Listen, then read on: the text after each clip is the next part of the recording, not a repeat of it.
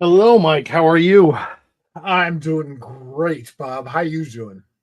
I am doing great. It is Tuesday night, and we are here. It is Pop Culture Squadcast time. It's the We last Tuesday of March. We're going out like a lion, lamb. I don't know. lamb. I guess we go out like a lamb. You go in like Listen, a lion, or like uh, John Belushi, who did like listen. one of the best We're not his going to. best skits. That We are going to have a great show tonight. We are going out. It is not only is it Tuesday, and it is the last Tuesday of March. It is the last day of Women's History Month. We've spent a lot of time this month talking about women in comics and their place and how we can improve that and how we can make things better for everyone, because things are better when more voices are being heard. um, and that's one of the things we want to do, and we will talk about that a little bit tonight, I think. But we're also going to talk to a couple of fantastic writers about their careers. This is something that I thought this came up, in my head. I said, hey, let's get the Williams sisters together. And they are only related by heart, and in my mind. But I love them both, and we're gonna have Stephanie Williams and Leah Williams on the show tonight, and it's gonna they're be also fantastic. related by occupation. Well, they are related by occupation, but it's fun. We're gonna have a good time. They're good friends, and they're friends of ours. So we're gonna get to that. Before we do, we're gonna have a little bit of a dialogue about some current events in pop culture. I wanted to um, we got some people watching us. We like that. All right. Hey, Um, I want to talk about a couple of things. First thing I wanted to talk about was it is now Tuesday, but for the past after this past weekend was Comic Palooza. I mean Comic yep. Con Palooza. There were uh, Throughout the country, throughout the country, you could draw almost a straight line uh, across the country. and yeah. So so from Mocha Fest in New York, we had Lexington Comic Con. There was PAX East in Boston. There was Planet Comic Con in Kansas City, where I was. There was WonderCon in Anaheim. There was C2E2 in Chicago. I think there were other things that were going on as well. It was a lot. A lot of people had fun. Um, now, And who didn't? We always talk about the good stuff. Who had a miserable time? I don't know who had a miserable time. Do you have somebody in mind? Because I can give No, you a thing. no. Um, I have a list of people that I think should, but they're not likely to be at a comic book show. well, I think Corey Lewandowski had a pretty bad weekend, but Yeah. um, but, but besides that, so the show. Let's. I want. Yeah, let's talk quick about Planet Comic Con, just because I was there, and Leah was there as well, and she could talk about it if she wants to later on. But Saturday was crazy. I it there was it was an all time high from my understanding.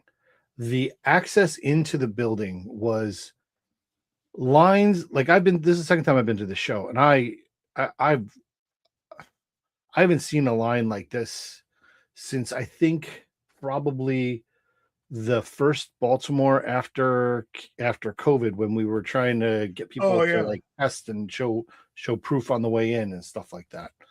It was an And immense, immense. they'd hit you with a needle when you walked in. Well, on the way out, we got needles. Oh, I got needled on the way in. I thought I was with you. It was, but Uh, it was on the way. It was during the show. It wasn't on the way. It was okay. on the way out. All right. Yes, we did. Whatever. But we it was immense. There was so many people there, and everyone I spoke to, all of the creators that I spoke to, who were who were setting up, they were happy. They were getting sales. People were coming. People were engaging. Everyone seemed happy. And I think, from what I understand, it's been that way. There's definitely been, in the past 14 months or so, it feels like we're getting back to a place of where people are spending money at cons. Prior to that, the couple of years before that, it was a lot tighter and tougher for creators, especially smaller ones. But it feels like people are going to shows to get stuff. Right. I mean, we may find ourselves backing up into that situation again soon as money becomes tighter. But the fact of the matter is, enthusiasm I've never seen enthusiasm grow this fast, this strong. It's a wonderful thing to behold. All kinds of new people who had never been into comics before are out there learning and picking up books, and it's a wonderful thing. Great. Yeah, I agree. I want to talk just one more thing about Planet Comic Con this is me being, giving my 2 cents. Ignition Press showed up at Planet Comic Con. They brought a bunch of creators, and the Jeremy Hahn was there and Jamie Rich, two of the principals. They had a big booth. They had lots of comics to sell. They had lots of things going on. There were panels. Pop Culture Squad posted some of that stuff. And it just felt like there was a lot of engagement with the publisher. It felt like first of all, I love the publisher. They are making comics differently. That's what they're trying to do, things a little differently, is one of their catchphrases. And they're making so many good comics. So many stories are being told. It feels like they care about the stories. They care about their creators. They care about the fans. It feels like they're doing things to engage with fans without ripping them off. Wow. A lot of times you'll find somebody who a publisher who's trying to engage with fans, but it's to build up the hype, and then they end up having people spend tons of money for a piece of rock or something like that. Look, I'm still pissed about variant covers. I realize that a lot of retailers and publishers alike are making ends meet with all of that. But anything that distracts from the quality of the stories annoys me. Well, I think that's one of the things. I mean, there are variant covers. You can't get away from it, but they don't go crazy with them. There's 2 or 3, I think, maybe 1 or 2. I'm not sure. Not a lot of variant covers. And they're just kind of like, hey, you got an A, B, C, or whatever it is. We're not dealing with the double Z. Dynamite has so many alternate variant covers on their books that next time I run into Nick Verrucci, the guy who runs the joint, I'm going to ask, which one is he? Is he A? Is he B? C? Are there variant publishers? Yeah. So, like I said, that was great. We're super excited about that. I had a great time talking to those people. I know that they did a bunch of interviews, the individuals. So that's good. There'd probably be a lot of stuff online talking to those creators. I highly recommend any books that Ignition Press is putting out. I think I've read just about everything. And I continue to. And there's more stuff coming. Maybe we'll get a teaser of something coming up in this conversation. Cool. But I can't promise that. So this is good for fandom. This is good for people who like comics. You should go to shows if you can, if you have the opportunity, if they're close to you, if you can afford them. And when you do, you should talk to comic book creators and let them know what you think. And I'm sure they'll appreciate it. And it's super fun. It's the coolest thing in the world. Like, I have conversations with people. I'm like, I can't believe we just had this conversation. It was great. Well, I've spent a lot of time at conventions these last 600 years, a lot, and mostly sitting behind the table and pontificating. And lately, you've been sitting next to me at an awful lot of those, and I got to tell you, when somebody asks me a question that I hadn't heard before, which is not infrequent, I think about it. We go into a conversation. I ask him questions or her questions. We get into a conversation. You don't get those opportunities in other media as readily. If you're, got a TV star, you're standing in line for 2 hours. You're going to give him $100, and he's going to sign a picture. That's it. In a comic book show, you can talk to these folks and have a conversation. And if you were a fan, which is what motivated you to walk through the door in the first place, you'll be a bigger fan when you walk out. Yep. Like I said, we're going to talk about some cons for the rest of as time goes on. You and I will be at Ithacon in less than a month. And that's true. And we'll probably talk about that.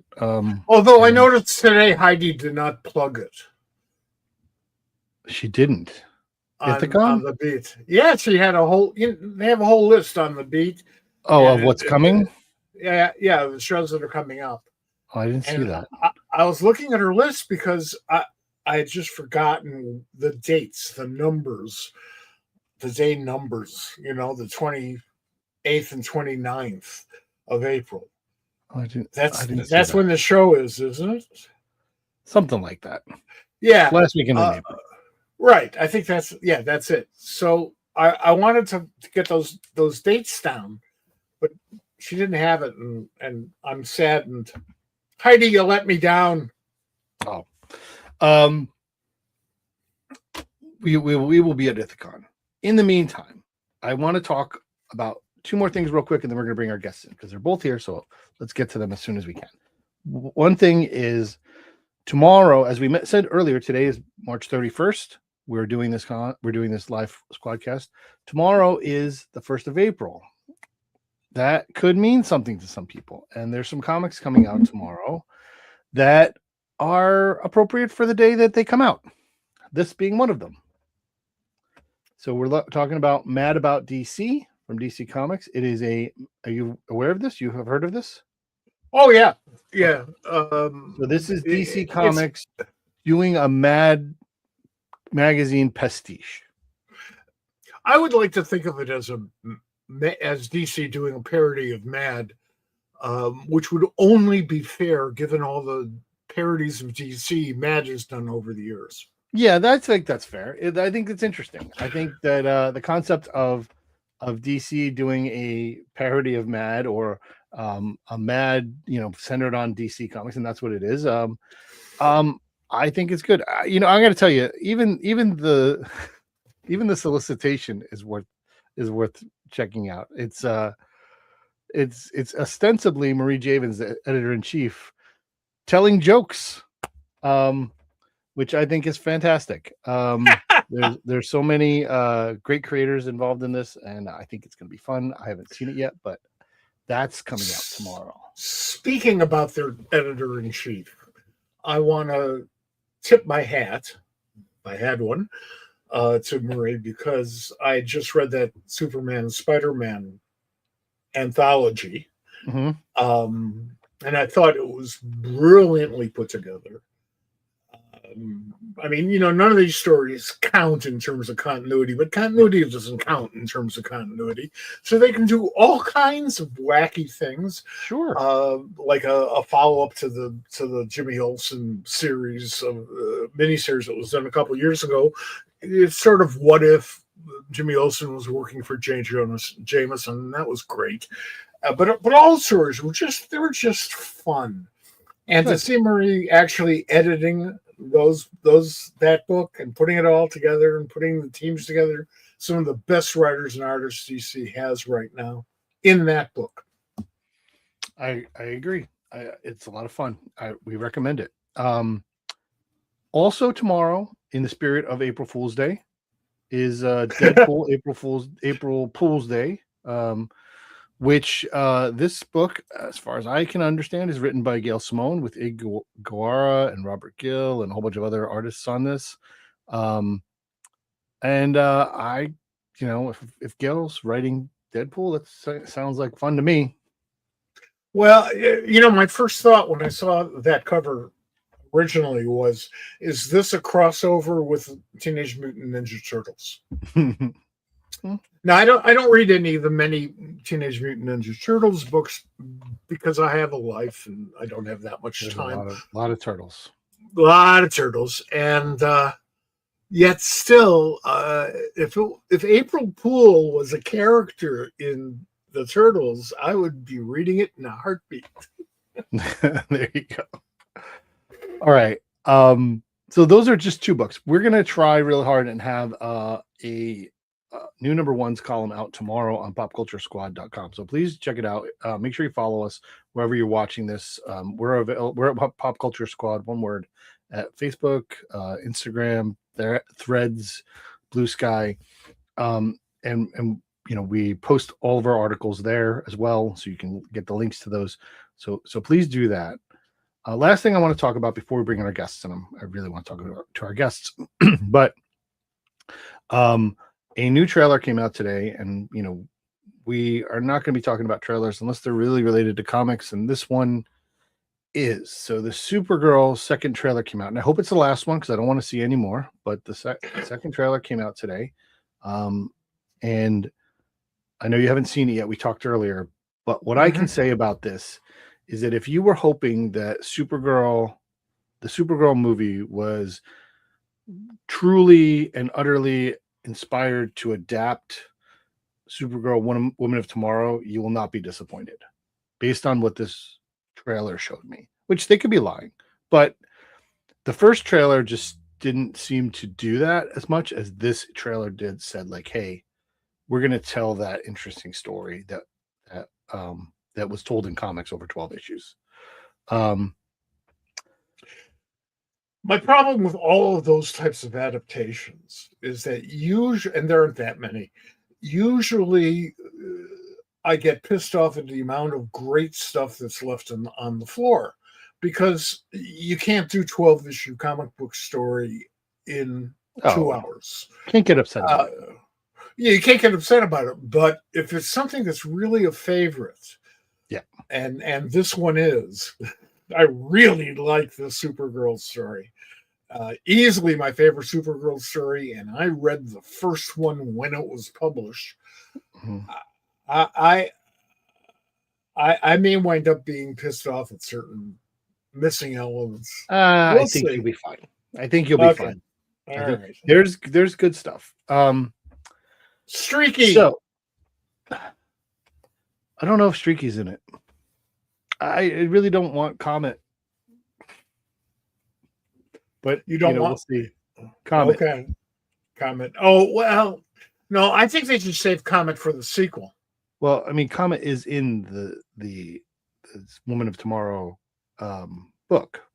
Yeah, I know. I understand, but you only got 2 hours. Okay, so please let me let you know before we get to our guests, and I know I'm pushing this, and I apologize, folks, but we are going to have a second show this week. So Thursday night, 2 days from now, we will have a second show this week. Mike doesn't even have the link yet, but he will get it before the night is over. We're going to have Tiffany Babb on the show, and we're going to talk about her new project, which starts on Kickstarter tomorrow, unless she's fooling us. But I have been told that it starts tomorrow. So on Thursday night, we are going to talk about her new project, which is a magazine, a print magazine of comics journalism and criticism. So that should be fun. And so Tiffany Babb will be here on Thursday. Next week, Andy Parks and Dave Wachter are going to be here. If you leave before we finish. But right now, I want to get into talking to our 2 guests. We're going to bring them in individually. So I will say that we're going to bring in Stephanie first, because I've kind of listed Leah every time first because alphabetically it comes first. So just to give her a little bit of say, we're going to bring in Stephanie. So welcome, Stephanie Williams. That's fair. That's fair. Okay, here she comes.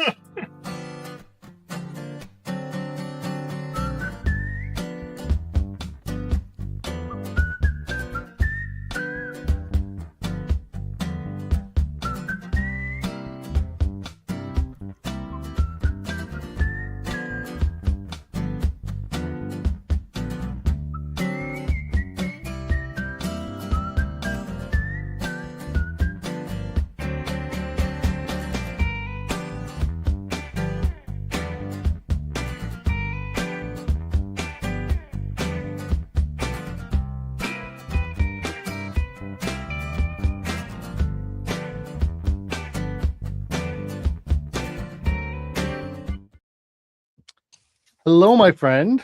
Hello. You know, So it's good to good see to you. know that Pop Culture's Squared Cast or SquadCast is still supporting DEI because you guys brought me on first. Well, see, there you go. Exactly. Exactly. Yeah, Exactly. as that circle gets tighter and tighter, we got to do our part.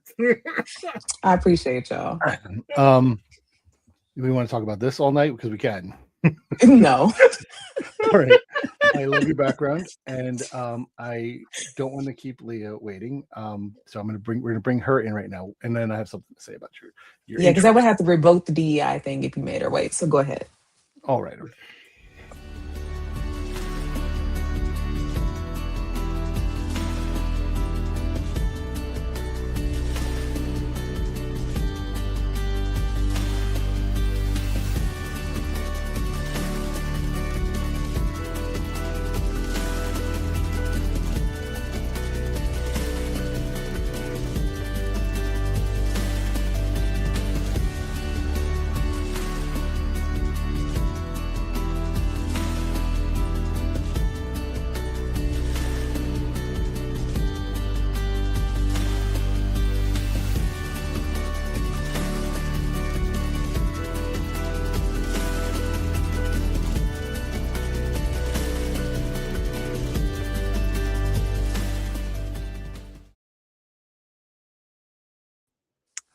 Hello.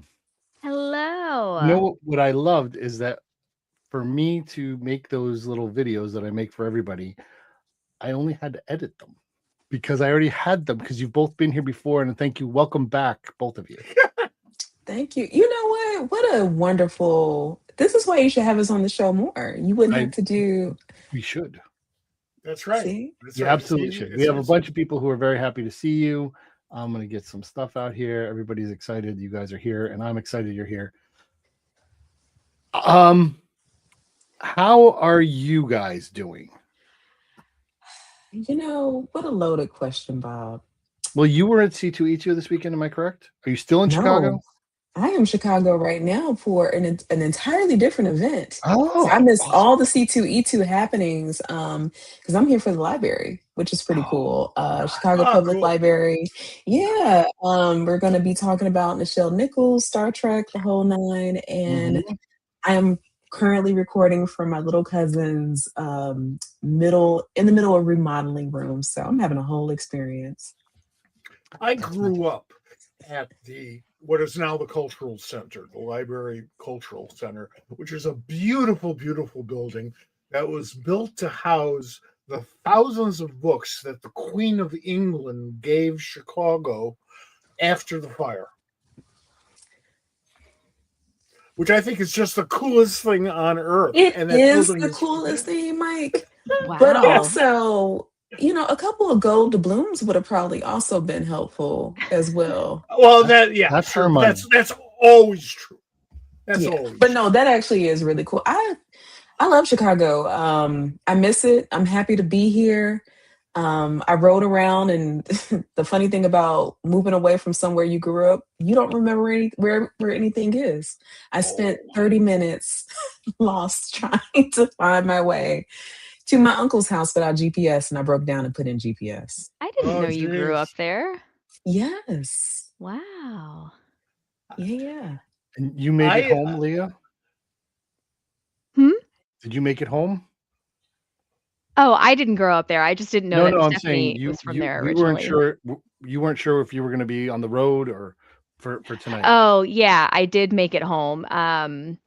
And still a little hoarse, as you can hear. I lost my voice over the weekend because it's more, I don't know, conventions are more talking than I do in like a month. So I always end up losing my voice. And it's like giving a Mountain Dew to a homeschool kid, like I just get Oh man, that is awful. overstimulated and I lose my voice, but it's Were coming you back slowly screaming? but surely.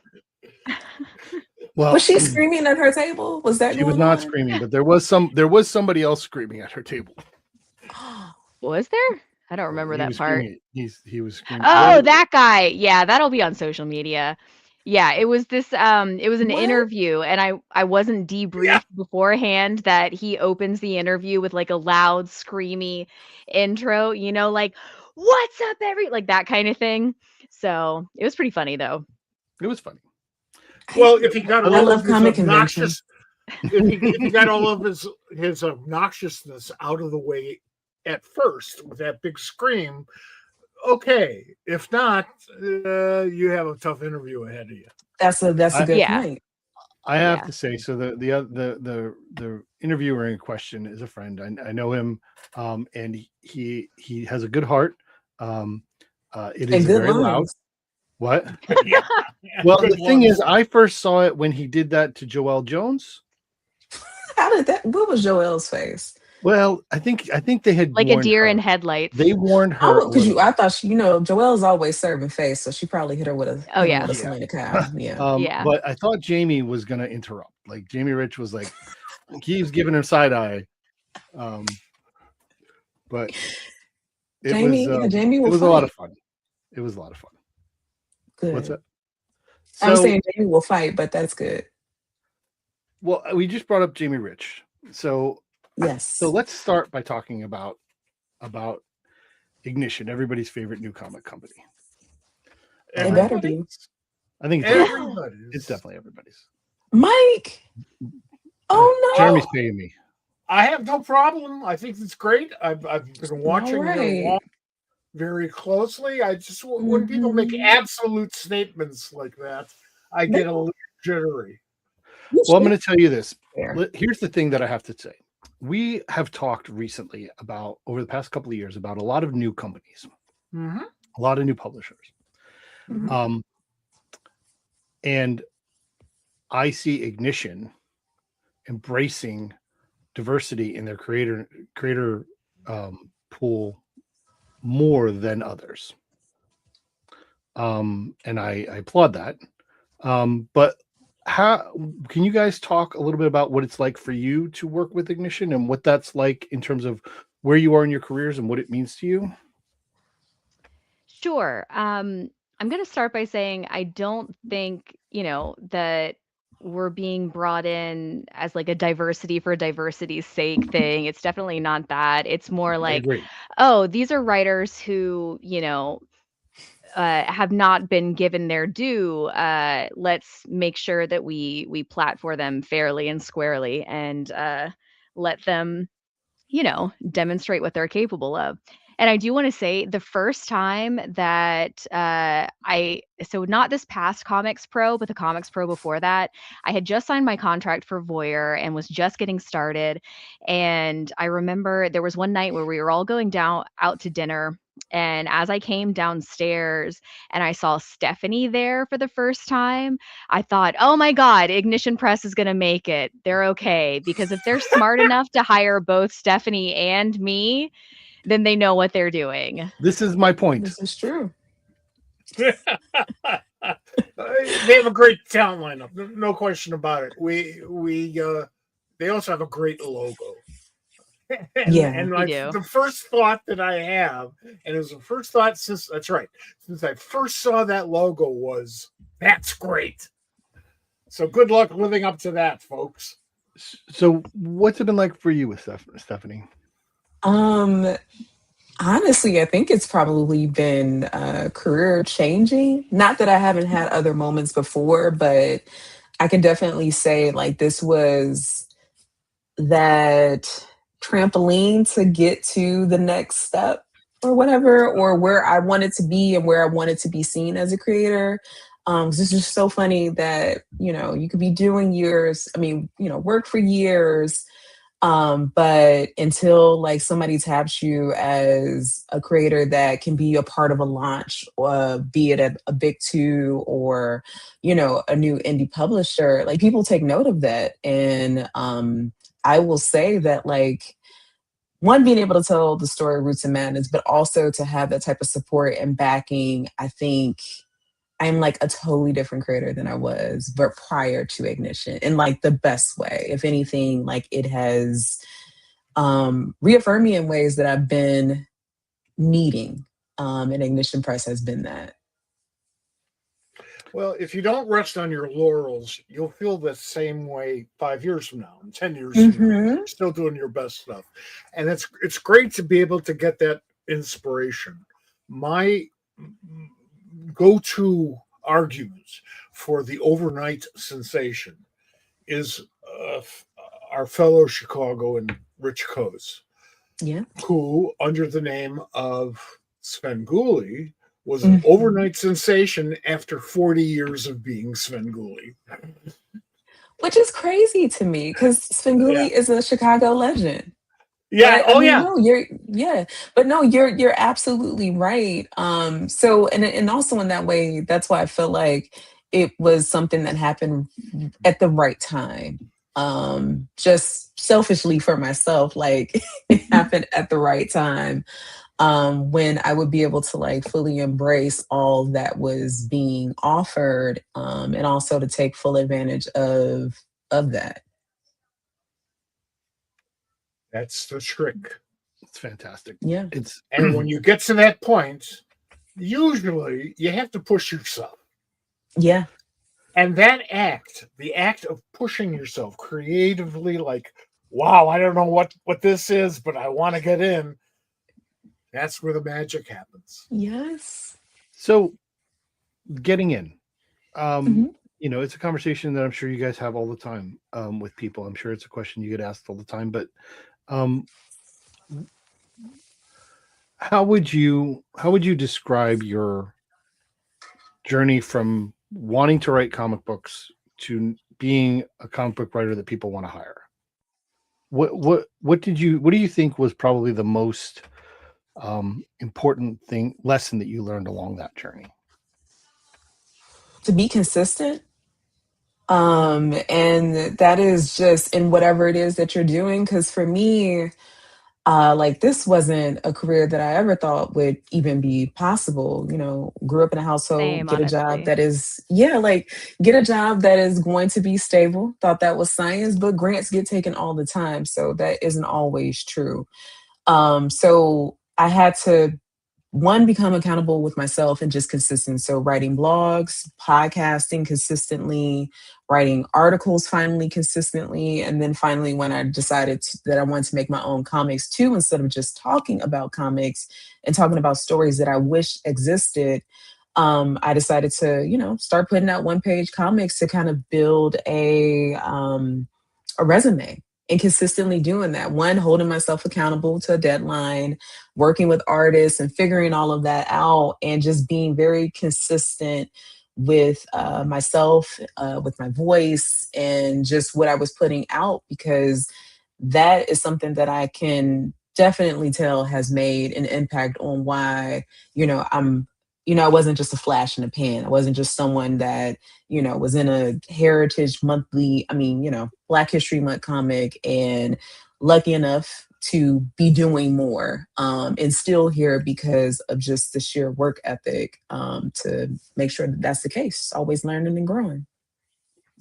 How about you, Leah? You said the same. What does that mean? Yeah, it's not a career that I ever envisioned for myself because I used to work in a comic book shop, and so my first, introduction of kind of the comics industry's attitude towards women was from behind the counter, where I would get called counter candy and not taken seriously. And it didn't stop me from writing though. I've wanted to be a writer for a long time. And I wrote an article for The Atlantic about how Hollywood whitewashed stories of the Old West. And it was actually Marvel editor Chris Robinson who read that and remembered me from when I was working in a comic book shop and reached out and asked, like, hey, have you ever thought about writing comics? And, the answer was no. But I lied and said, yes, I have thought about it. And from there, very much have taken the same approach that Sister Stephanie has, where holding myself accountable and treating creativity as a kind of discipline. I do think that being a creative professional requires you to practice a sort of like creative hygiene. You have to, put work into it every day. You have to maintain the discipline and um, be professional, treat your collaborators as well. You know, you like people that you want to work with again. Also be somebody that people would want to work with again. Meet your deadlines, communicate, be open and honest, that kind of thing. And tell a phenomenal story. The first responsibility is to, if not entertain, at least edify our audience. And if you treat them with respect and you treat your collaborators with respect, because it's a collaborative medium, I think you'll do fine, unless you just have nothing to say. I think that's like a deeply personal thing that's different for every writer, though. Like, I have my own approach to story. I'm sure Stephanie does as well. You know, kind of the secret sauce, the magic that goes into creating a story. I think that anything with an audience has a responsibility to that audience. That's right. That's right. And you're right, though. You have a responsibility to yourself to tell your story. Now, I realize if you're dealing with, the X-Men or Superman or what have you, there are going to be people there who are going to chime in because they own it. And okay, I get that. But it's your story. And you have to have the respect for the audience that they'll get your story. And once you establish that, and it's an invisible thing, you're not talking to anybody, you have that line to the readership. You have that responsibility, and then that spills out to your collaborators and to the medium itself. We are in such a better place today than at any point in the history of comics, of American comics, when it comes to the skill level of the writing community. I have never seen so many great writers turning out great stuff all the time as I am seeing now. And by the way, I started reading comics around 1952. So that's a long time. I agree with you on that point. I want to do something I don't normally do. This is I said this idea and I want to do this. So, Leah, what did you think when you read or found out or heard about Roots of Madness? Oh, I got excited immediately, but I also had the immense pleasure of hearing about Roots of Madness firsthand from Stephanie. So this was at that same Comics Pro event that I was just mentioning, and it was in, the Uber ride on the way over to dinner that Stephanie was talking to me about Oh it. yeah. And I'm sure Stephanie can recall the way my face lit up and my eyes got really big and I got so excited. And like I showed her the chills that came up on my arm because it was just so like in my own stories, I can feel when something kind of reaches like what I call the one true north, the truth of it, where it zings through me and like, yes, this is the correct version of that story.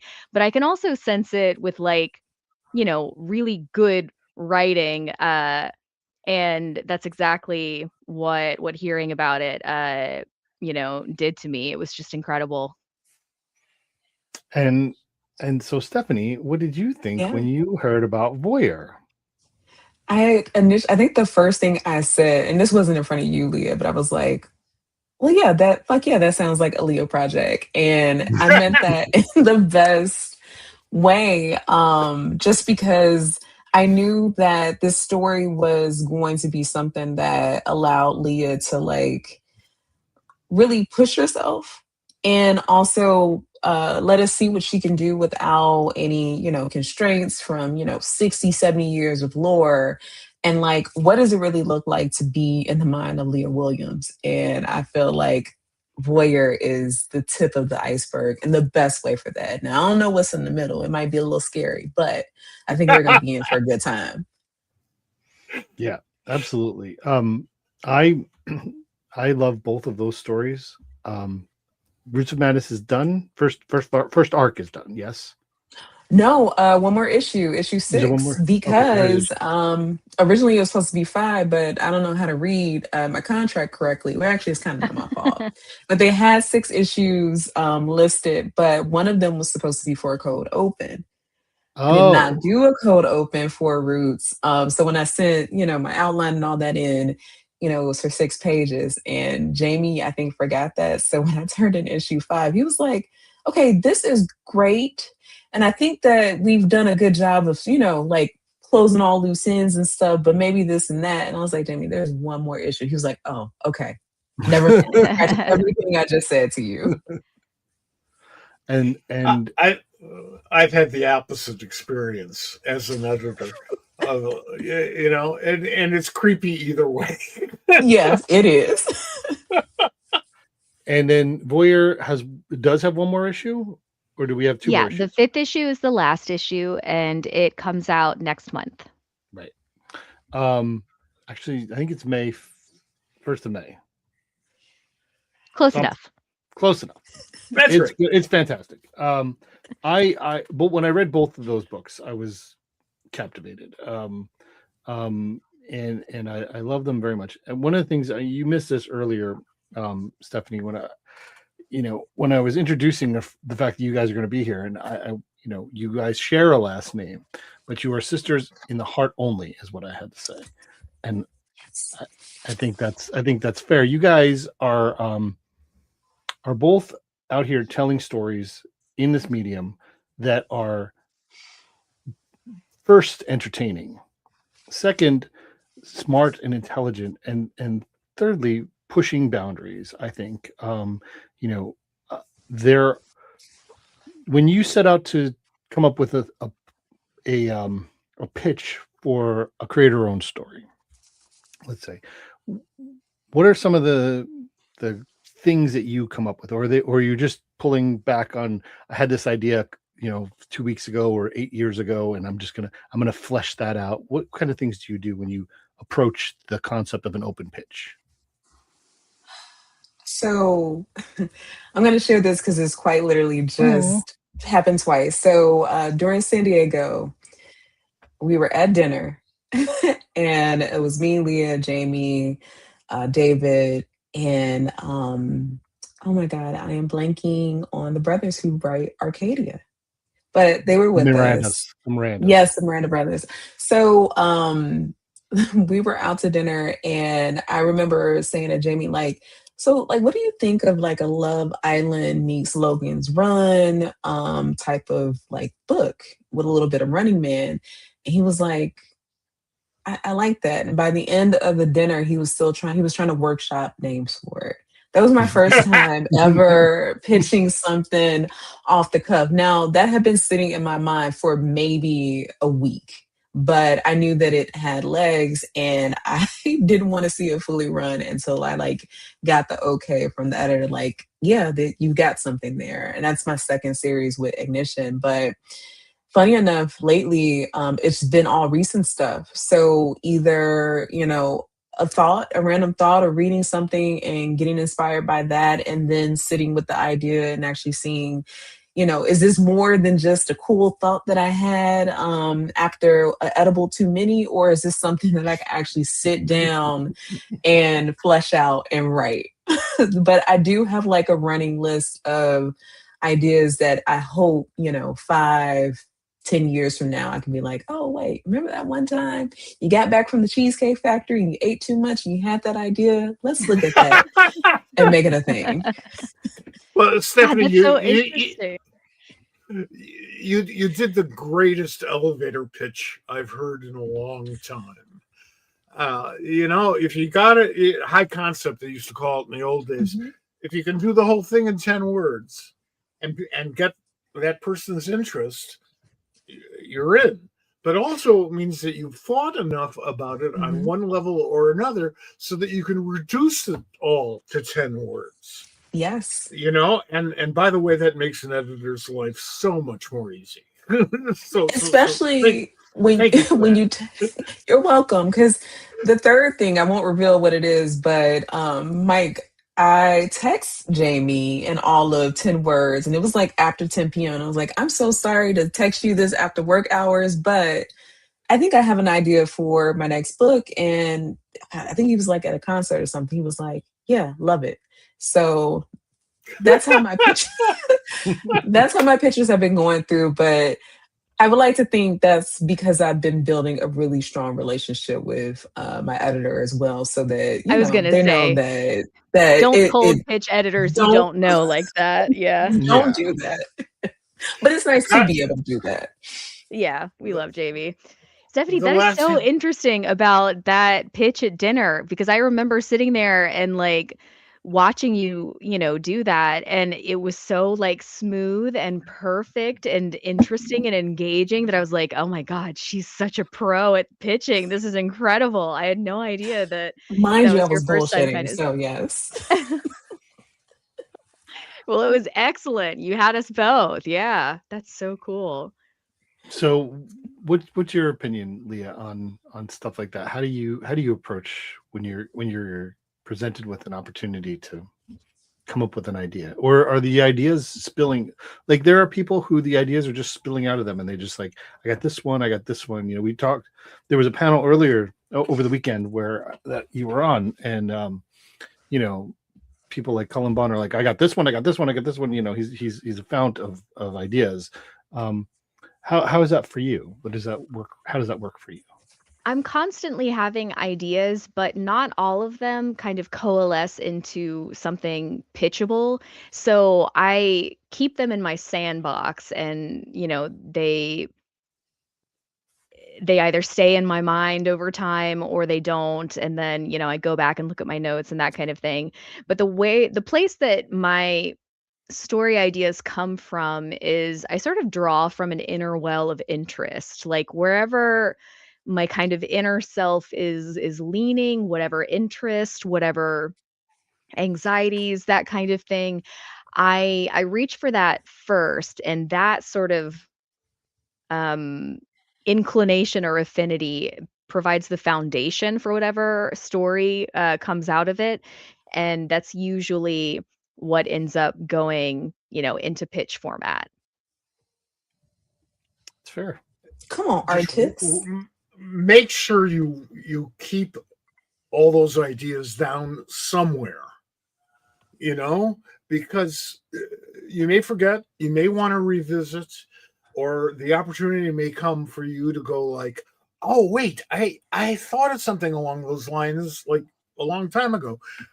Just this past week, I heard that my old buddy Mike Grell is going to be doing a series that he had pitched to me 30 years ago. Weirdly enough, I was on my honeymoon at the time, and we spent a night or two at his house, and he pitched the story, and it was terrific. But for whatever reason, he couldn't do it at that time. I couldn't do it at that time. I guess it was DC, and they couldn't do anything at any time. And now all of a sudden, boom, it's out there. And it's exactly the way I remembered it. So never throw anything out. Never let anything go fade to black. Never. Hang on. Interlude. Was this announced? Sort of. Okay, because I talked to Jeff, so I know what you're talking about. Okay. Because now I want to know. I'll tell you later. Jeff is his I'll tell you later. I found out about this at agent. Heroes last year. So Yeah. Oh, okay. Yeah. so I want to come back to one of the things, and we're spending a lot of time talking about your ignition books, and these are your first ignition books. Let's be honest, because I can't wait for more and more ignition books. But we're using them kind of as templates for this. But when each of you, if you could talk about it each differently or individually, I'm sorry, finding your collaborator on these books, were they people you found? Were they people that were found for you and suggested? How did that work with each of you? And is there a way that you like to go about things differently? Do you like to go find a co-creator? Do you prefer for somebody to just say, here, this is the person, and then you kind of approve or disapprove or whatever? How does that work? Uh, so a little bit of both. So for Roots, Leticia was found for me, but also like I was very aware of her work. I just didn't know that it was an option that could work with her. Sure. So the moment that Jamie brought that up, I was like, yeah, because I immediately saw the story in her style. And that's usually how I try to approach things if I am approaching a collaborator. So for like my second book, I know that I want it very sexy. So I'm poaching David from Leah because of that. Or like I had a list of artists that could do just sexy very well. So I usually try to find collaborators for stories that I feel like one would just fit the vibe and what we're going for thematically, and then also to ask them if they're even interested, right? Like I love working with collaborators who are just as excited about the thing as you, because I think that that's of course very important. It's a collaborative process. So if the artist isn't like really feeling the story, it's going to come through a little bit in the art, and not in the like the art's going to be bad, but those big risks, those big pages, splash pages, all these things that are memorable from the comic, you get some of the best work from your collaborator who is happy to be there. Well, that's critical. But having said that, I should point out that some of the work that at least I've published was the result of a team that hated each other. And it wasn't until after the project was done, in one case it was 3 years later, that they all began to really love one another, because they looked back on the work and said, wow, this really worked. And it did really work. Working on it was a nightmare because everybody hated everybody and everybody blamed everything on everybody else. It was one of those things, but we could all keep our eye on the overreaching effort of telling a great story. And that cut through all the bullshit. It should. It should. That's right. That's absolutely right. So Leah, David, how do we get him? I requested to work with him. David is my creative partner. We've been working together for 7 of my 9 years in comics now, and we've been working together since 2018. And so when it came to Voyeur and knowing how kind of spicy and sensual it is, but also emotional and sort of the level of acting that it was going to require, there was nobody else that I would entrust such a thing to except for David. And I was so nervous about asking him because, we've only worked together on Big 2 stuff before.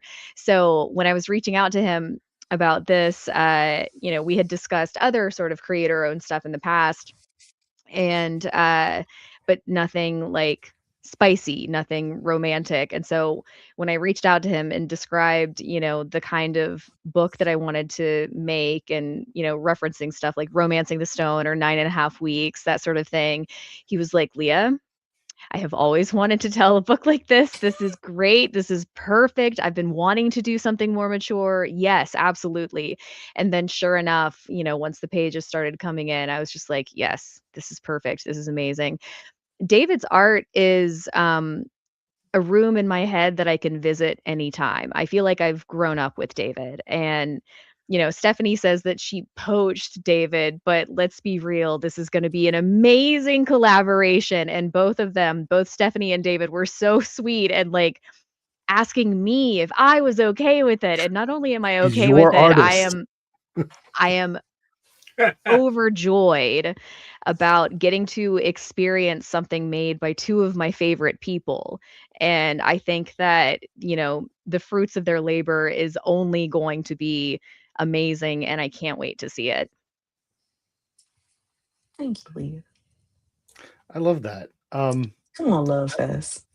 I love how, as Mike said, especially at the Big 2, you where it's licensed, which is a licensed property, and somebody else owns it, and I'm going to hire this person to write it. I'm going to hire this person to draw it because they're available and the price is right and stuff like that. Sometimes that's how. But when you're making something, from yourself, from whole cloth, and you're creating, having the right partner, I think is important. And I think you guys both hit it. Also, on temporal with for Stephanie, I think that your partner there was absolutely Asia. the right choice. Absolutely. Yeah, I had to kind of fight for Couldn't have Asia been somebody too. better. No, thank you. Because her style was a little manga, but I said that's what the kids are Was reading. there So pushback on that at just all? a little, but not, and it was really more so because of her style, but not because of her skill level or anything like that. No, the style though. Um, I could see there being a little bit of pushback. yeah, Not that I agree, but I could see where that comes from. yeah. But I mean, editorial was like, open to it. And Asia was kind enough to like do a test page for the story just because I wanted to, further let them say, like, hey, please trust my vision.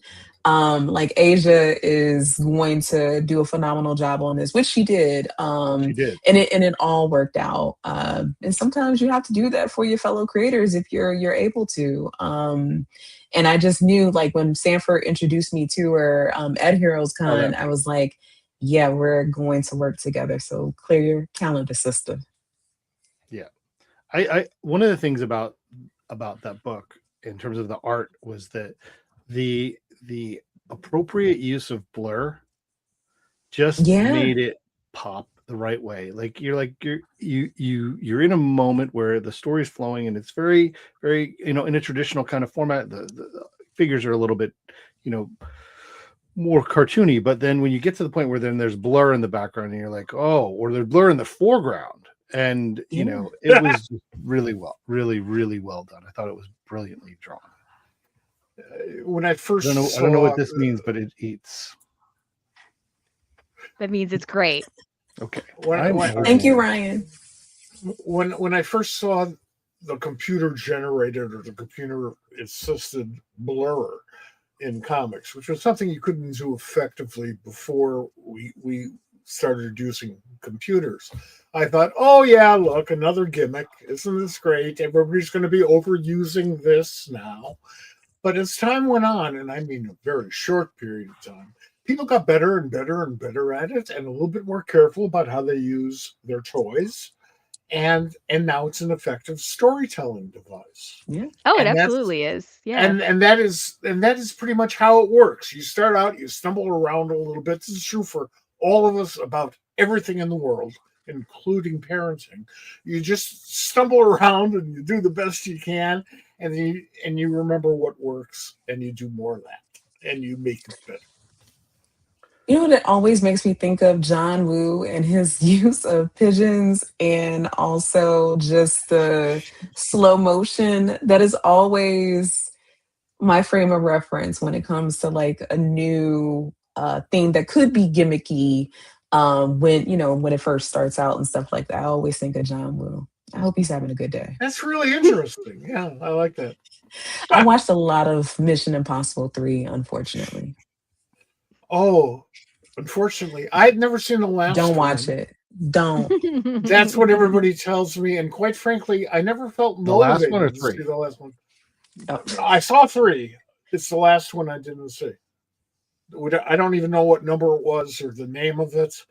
I'm like sure Reckoning that 2.5 or something. yeah, like something that. like that. Yeah, I'm sure of is that Cruz jumped out of an airplane. That's all I know. Yeah. And more lifts. As we're approaching the end of Women's History Month, I do want to talk a little bit about the role of women in comics, and I would like your opinions on things, because I think you're very smart people. We had a conversation earlier this month. We had Rachel Pinellas on the show, and we were talking about something. Someone had raised a conversation. Now I'll put this out there. I had kind of talked about some of Rachel's napkin math, looking at the number, the pure number of women listed on, top 10 lists or, best-selling comics and whatever. And someone had questioned me and said, well, do women want to be in that role, or is it that are there enough women out there who are available to be comic book writers and artists and letterers and colorists, or is that something that's out there, or are they just not, are those people not getting the opportunity or not having the access? And I obviously have an opinion, but I'd love to know what you guys have to say about that. I think it's definitely the latter. There absolutely are enough women in the industry, but gatekeeping is kind of a thing. And I also would argue that it's not. I don't believe it can be the responsibility of women to appeal to our oppressors and make them see us as human. You can't make a moral argument for my humanity to someone who already views me as subhuman. But just like, I can't convince a misogynistic man that I am of worth, I can convince a racist white person to check themselves because they are more inclined to listen to me. So that's what I view as, kind of my responsibility in this hierarchy of oppression and that sort of thing. I I am not inclined to place my own self-worth on these lists where they're, unable to recognize my talent. I'm not putting stock in that kind of thing. If nobody can see Stephanie's talent, then they are worthless to me. Uh, You know what? that's really what it comes down Exactly. to me. They're just looking at the pictures. Right. Yeah. I mean, Leah said it all. Regine says y'all need another hour for this part of the conversation. Yeah. No, but Leah really said it all. I think at the beginning of Women's History Month, I decided to focus on just highlighting Black women, both artists and writers, as many as I can name off the top of my head.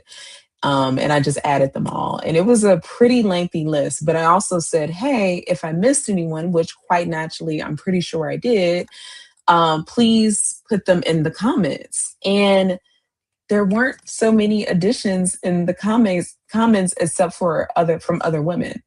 And I both knew that that was going to be the case. And unfortunately, it was disappointing because, obviously these women are here.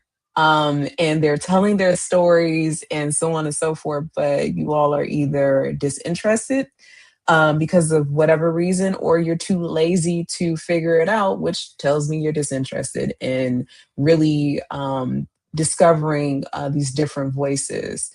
Because everybody, not everyone, but these days, folks like stuff kind of spoon fed to them. So if you're only listening to, some comic book influencer, YouTuber, or whatever, and they always list the same 2 people, well, sometimes 4 if we're lucky, but I bet you both of them have the same name. But if you're only going and you're looking at those lists, then yeah, quite naturally, you would believe that women have no interest in writing or if they can even write or read. Probably don't even think that.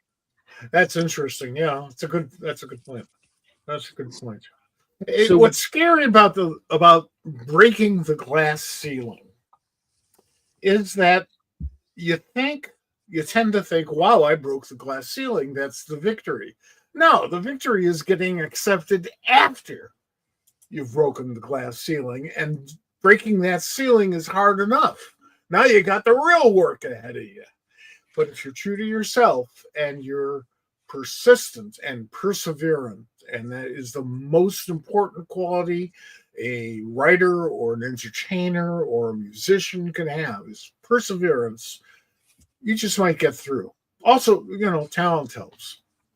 Yeah, and Mike, to your point, you know what? You are right about what happens after you kind of break that glass ceiling. I know, just specifically talking and speaking from as a Black woman, quite often we will break that ceiling. And then all of a sudden is, where do you fit?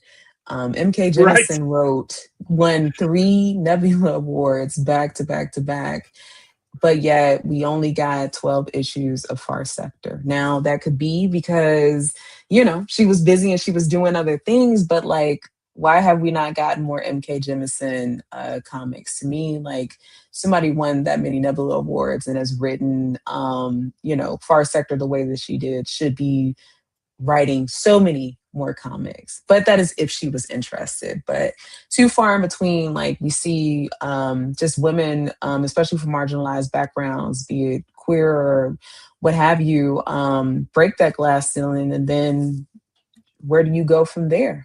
Because now you have become a for real threat to those who really didn't want you in the space to begin with.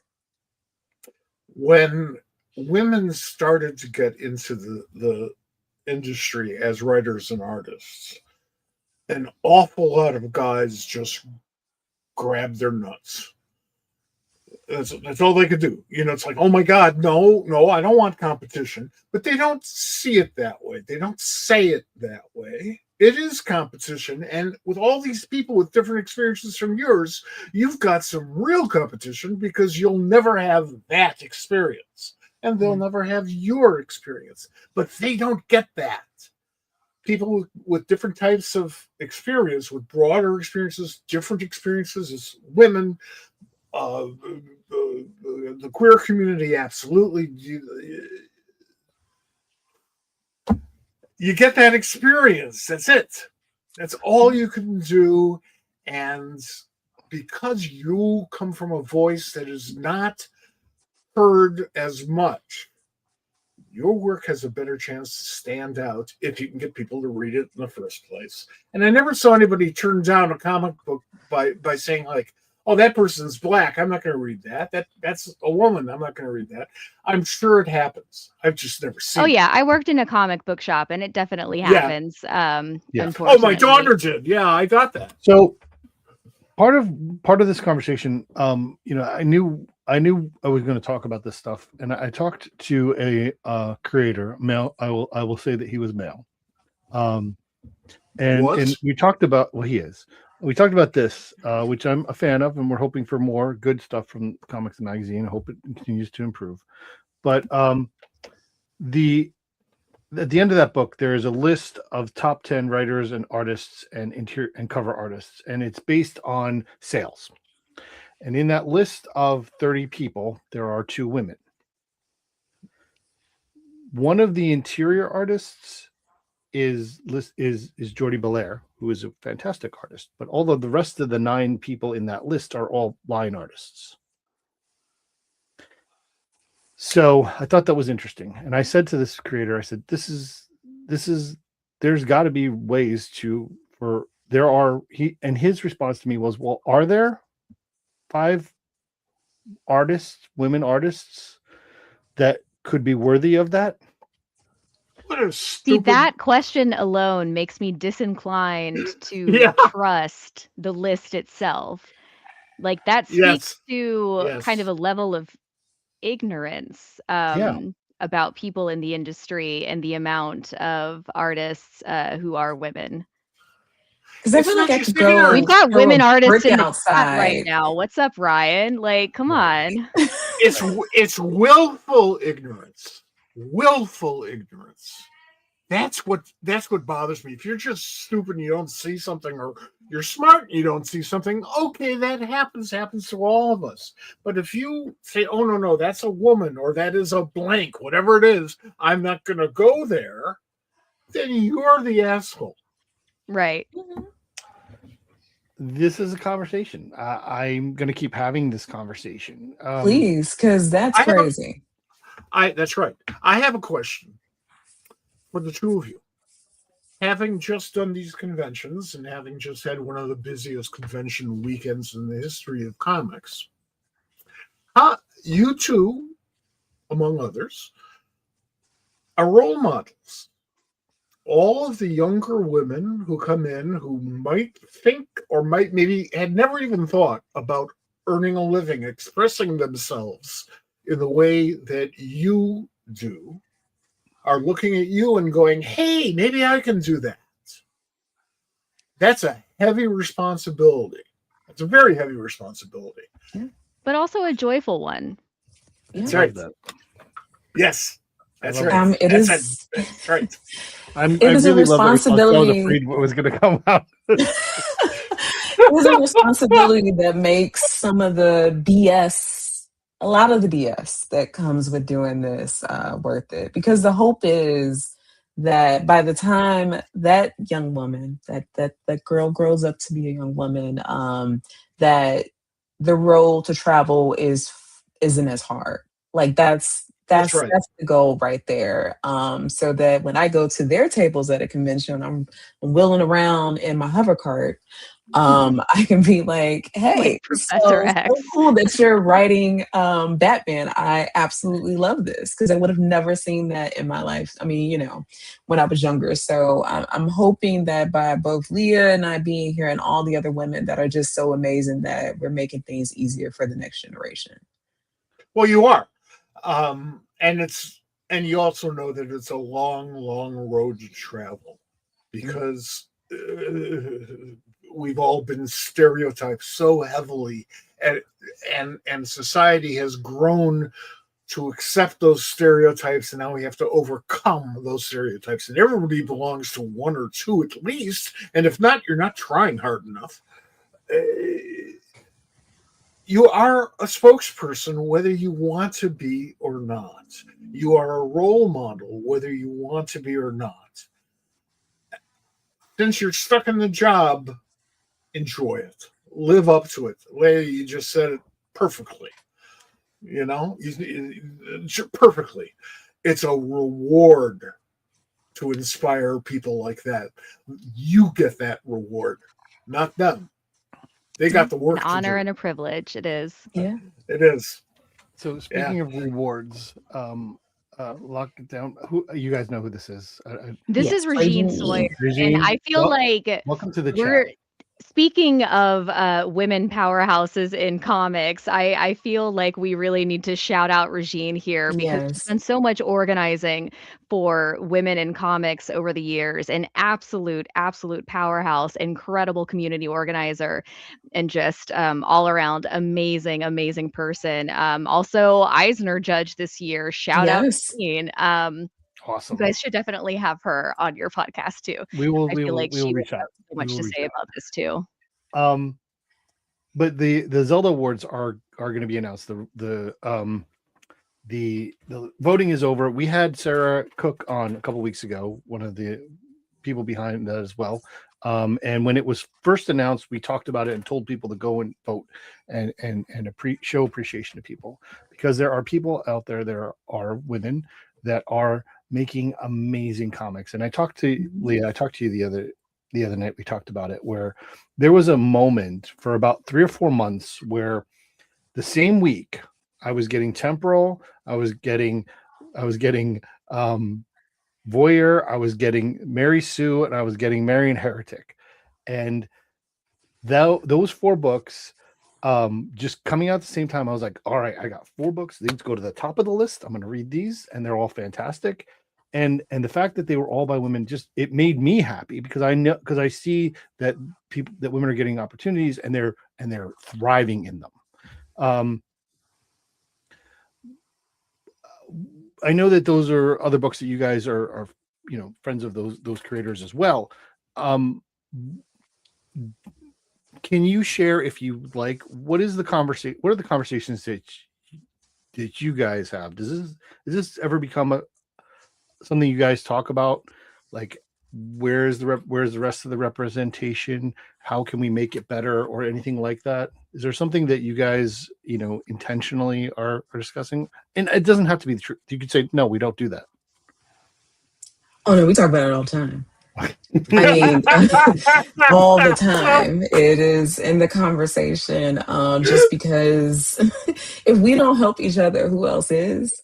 That's right. Very much that mentality. And I think when we show stronger together and united and stuff, that causes people to take notice, and they can't do things like conquer and divide by making it seem as though opportunities are limited and resources and stuff like that. So be it, us starting and doing our own thing like Sarah Macklin did with the Midnight Mystics anthology. Same thing with Regine and going out and with Lock It Down Productions and also Women in Comics. So all the different ways that we look out for each other, highlight one another, like again, during Women's History Month, the most posts that I saw about what women writers and creators in general to follow were from other women. So, we keep doing it. And then, sometimes the boys pay attention, but really, honestly, they don't have We're not to. going to wait for them to catch up to No. recognize our humanity. We're going to continue building community ourselves. Damn and straight. flourishing. Damn straight. Yeah. Damn A straight. real life mascara. So that's what we're doing. But then you become sort of a closet movement amongst some of the male community. It's like they read something, they like it, and they go, "Oh, a woman wrote this. I'm going to remember that person's name," and then but they may not talk about it for a couple of years. No. Yeah. That's how change comes about. I'm sorry that's how it happens. But one thing we've learned from the political movements of the 1950s and certainly the 1960s and 70s is that the people who are most responsible for their own liberation, no matter how they got into the position they're in now in the first place, the people who are most responsible are themselves. Women are doing it for themselves. Yeah. And that's how it's done, because you got to be so goddamn competent that people would go like, "Oh, holy crap, we need this," and they stop looking at anything else. That's the problem, because there are plenty of incompetent people out there who, I still have other a lot of things. hope, though. Bob, I don't know if I talked to you about this over the weekend, but I remember being really terrified that men wouldn't read Voyeur because that's half my sales. That's half the audience, and I was do afraid you they have wouldn't. those numbers? Is that are you getting any sort of I metrics don't on have a gender breakdown, but I do have the feedback that I get from the people who come up to me at cons, which is a Okay, pretty good. even split. And it turns out, and shops have told me like, "Oh yeah, guys are reading this." Um, and I feel like that wouldn't have been the case, even a few years ago. I think that there's really I would have been reading it. a kind of a new market where people are looking for sincerity and authenticity and quality and not really paying attention to, stuff like gender politics anymore. They want something good. And I find it really heartening that, men and women are reading something so romantic as Voyeur. I agree. And they're not used to reading romantic storylines in Mhm. comics. It's a hard sell only because everybody looks at it and goes, "We don't see that." Well, yeah, Well- you're not looking. You're not looking. No, I think that's fantastic. It's interesting to me that was a thought to you. It's hard for it's always sometimes it's a lot hard. It's hard when you're inside of your own mind and how you think about things and trying to you see something you're like, oh, this is great, everybody should love this, Right. and thinking that there are people who might not. I saw, I think so we talked in San Diego, and I think that it had just been announced or something like that. Like it was just barely announced, and I was like, I'm like, this is what I want to read. I can't wait to read this, and I've loved every minute of it, and I can't wait for the next issue because as we talked the other day, I have thoughts, and they might be wrong. I'm excited to hear your thoughts. Right. But one of the things that I talk about with comics all the time, and you guys know this, is that I tell people read more comics. They're good for you. They'll move your soul. The thing about a good comic is that you are moved. It is, and you both do this. There are things. There are whether it's your mind or your heart or some emotion. There is that moment in a comic. It doesn't matter. It could be April Fool's Day from Deadpool. There'll be something in there. Gail's writing it, so you know something's going to happen. But it's the thing about the medium that it puts words in front of you, and you have to consume those words right next to the images that display that. And you guys do it so well, and it shouldn't matter. It has never mattered to me the gender of the person writing or drawing it, and yet we are constantly in a situation. And one of the things I mentioned earlier about, you know, the list and the creator who said, you know, are there enough? Because they can only think of the people they know. Like they only see that. Or when a company is founding, is coming up, and they're like, oh, well, let me hire my buddies. Right. Instead of saying, hey, hey, hi. I saw them. Oh.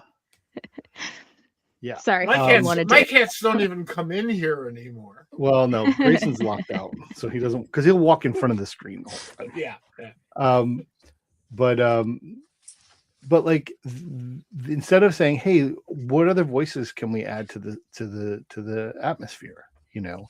And I love that Ignition is doing that, and I love to see that anybody does that. I love it when there are different voices.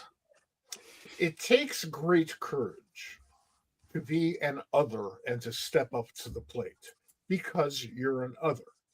What you have to remember is that everybody who doesn't see themselves as an other also need that same type of courage to step up to the plate. So in a sense, we all have that, we all start out from that same level of insecurity and hope that we can get better, hope that we will be accepted, hope that we can, you know, make enough money to buy a tank of gas, which today is harder. Yeah. But that quest, walking in, developing yourself, working with people, going to the conventions and talking shop. The most important thing about those conventions are those dinners that we kept on talking about this past hour. You know, that's where all the magic is really made. It's in those dinners. More good comics have gotten their start over a hamburger than anything I can think of. But that's how creativity works. It is a high wire act. And you have to decide you are not going to fall. I have one more thing that I wanted to ask you guys. You mentioned building your own community. How do you, in your 9 years-ish, both of you about that same time of making comics, how has the community that you've interacted with changed? Do you think, I'm going to leave it at that. How do you think it has changed or evolved? It's definitely evolved. And by evolved, just more women, more great. non-binary folks. I mean, or not even just this, like more creators in general. More people with shared values. Yes, that's why I was working my way to. It's definitely been a lot of that, and just finding folks who, at the very end of the day, like they're the people who want to tell good stories and, you know, show up. And I think that's been a beauty. Like there have been artists that I held in like very high regard, and then to learn that they were like, you know, a fan of mine. I don't know, something about that. Okay, you almost got taken out. It was almost a cat attack. When you find out someone that you are mutually affectionate of, and they're a big fan of your work, like when I found out that Leah was very okay with people mistaking her for me and vice versa, I was like, yes, we love that. Not so great for the fans when they do that, but we love it. And I don't know. Sign like each I think other's that's comics, right? By the way, I do sometimes. Yes, yeah. If somebody brings me something of Stephanie's to sign, I will sign it as myself and vice Yeah. versa. Yeah. Because I take it as a compliment all the Yes. time. But you Yes. sign it as Leah and Stephanie separate. You don't sign. Yes. You don't sign each other's Mhm. names. I think that's fair. No, I That's don't fair sign enough. Stephanie. I'll sign Leah Williams. Yeah. Yeah. But I Well, think let me like tell you. that's the evolution. Let me tell you what a prick I am. Okay. It's not that I'm proud of this, but at San Diego one year, the Eclipse had come out a couple years before that with these creator cards of all these like really great, comics writers and artists and stuff. And there's this kid, I guess he was about 11 or 12, and he was trying to get them all autographed. So he comes up to me and says, "Do you know where I can find this guy?" And it was Wally Wood. So I said, "Well, yes, but he's very shy. Can I take this and I'll get it signed for you?" And he said, "Yeah, sure." And I went up to Mark Evanier. Mark can do almost anybody's signature, maybe anybody's signature, except for Trump because he won't. And he did a perfect Wally Wood signature on the card. I thanked him and I took it back and I gave it to the young man. And he was just absolutely thrilled. Now I was sort of forced with the choice of like, okay, do I rat myself out or do I let this guy continue to think? I love fandom. The people on the other side. Listen, that guy to this day cherishes that. I now want to Yeah. write a story Oh, yeah. based on this. You'll get credit. Absolutely. Absolutely. Oh, thank you. It's that's fandom at its best. And we were all 11 once. And you're right. He was he really treasured it. I gave him a moment. Maybe I was a prick. Well, yeah, I was a prick. But I gave him a moment. And I'm happy about that. You're That's only a cool. prick if he, tried to later, Sell it. auction it off. Yeah, and then it's just like Then he actually- deserved it. All right, folks, we're getting out of time, unfortunately, which is we will make this a regular thing at some point. Maybe may I make one more comment? Yeah. Just one. Our two guests tonight are two of my favorite writers. I made a comment earlier about how so many good writers are out there, and I mean it. I mean every word of that. And you two are high on that list. My list, but that list. So that's how delusional I am as a writer, that I believe that when you said that, we were automatically included. So I appreciate you confirmation. Because it would be rude for me to say that. It would. I'm like, damn. And then afterwards, we left the show, and you would have turned to Bob and said, they weren't on that list. So Never bring them back on this podcast.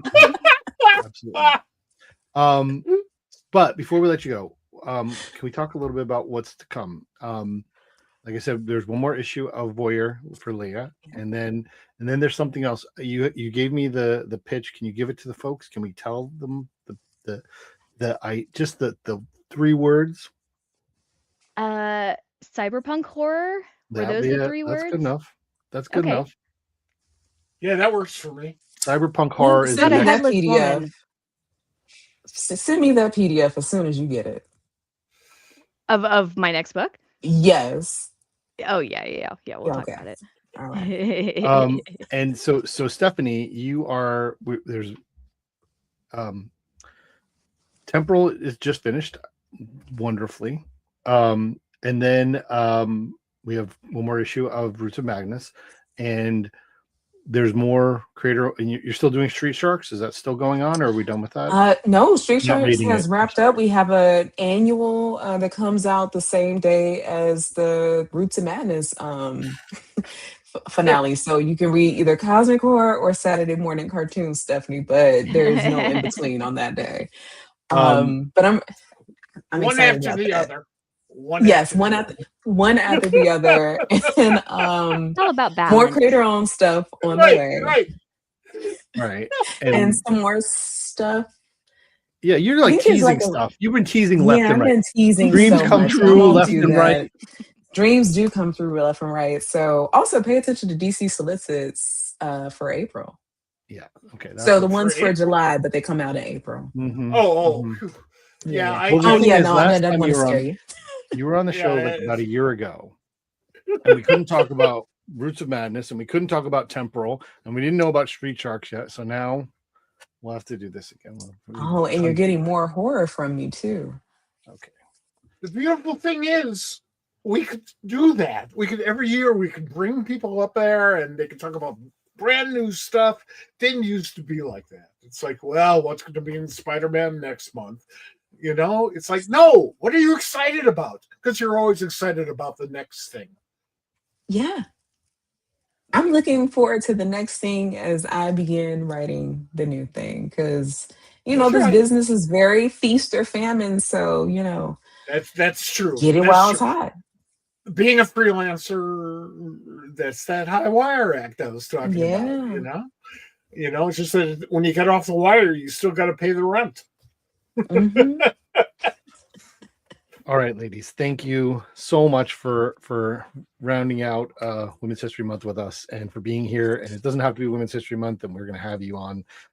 We should do this semi-annually. I think this is what we'll do. That we'll have the Williams sisters episode every 6 months or so. I think that's fair. I think Thank you. We're that's gonna fair. wear that. matching T-shirts next time. All right. Listen, right. We have to plan this out.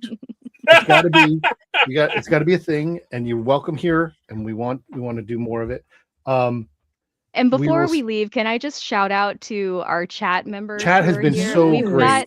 We've got friends in the chat: Ryan Oakley, James D. McGeeva, Joseph Illage, Regine Sawyer. We love you guys. Thank you so much for hanging out and being so supportive. Yes, thank you. Y'all are awesome. Thank you for being here too. We loved that you guys were watching. Me As I too. said at the beginning of the show, we have a show on Thursday. We're gonna have Tiffany Babb on. We're gonna talk about comics and criticism. We have two Ignition creators on next Tuesday. We're gonna have Andy Parks and Dave Wachter on. We're gonna talk about their new book. So we're here every Tuesday night. You guys will be back soon, and we'll see you soon. Thank you for being here. Thank you. Thank you very so much for having us. This was such fun. Thank you very much. One last thing I wanted to say before I let you go. One of the things that when I talk to people, creators and at shows or online, and I said, "Oh, we're gonna have the Williams sisters on." Everybody thought that was hilarious, which I think is wonderful. But we're sticking to this bit. We're committing to the bit, yeah. but I never have heard a bad word about you guys as people and creators. Everyone who I talk to absolutely loves you and supports you, and we do too. Thank you. Thank you so much. So Thank you. so whatever you do, sentimental note.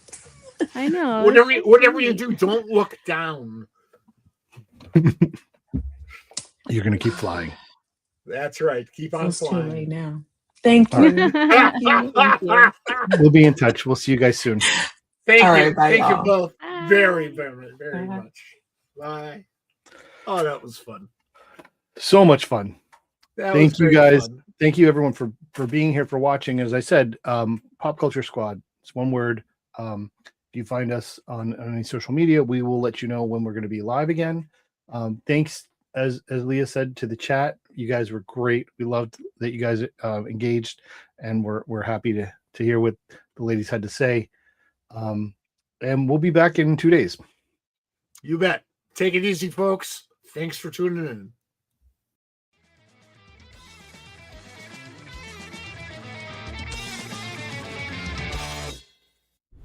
This has been a production of the Pop Culture Squad Network.